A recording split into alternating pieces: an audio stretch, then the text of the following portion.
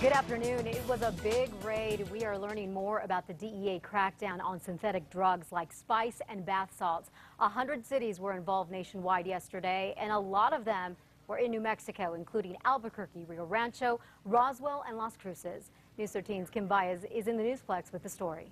We've learned that agents across the country made dozens of arrests and confiscated huge quantities of the synthetic drugs, which have become a huge concern in recent months, especially for young people. A good portion of that was right here in New Mexico.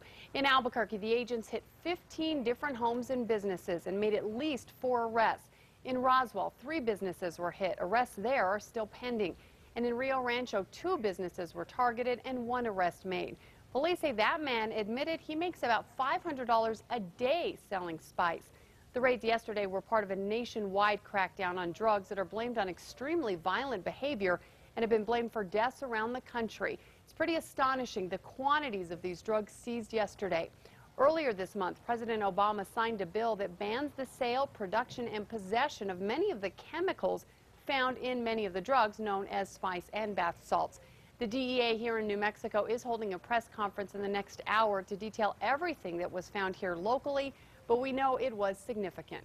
We're going to make a huge dent in what's going on distributing this synthetic marijuana and making our young people sick. The American Association of Poison Control Centers says it received more than 13,000 calls related to these synthetic drugs. That's up from just 3,200 the year before. Back to you. All right, Kim, thank you. Many of the businesses, by the way, raided here in New Mexico remain closed. The DEA says more charges and arrests are pending.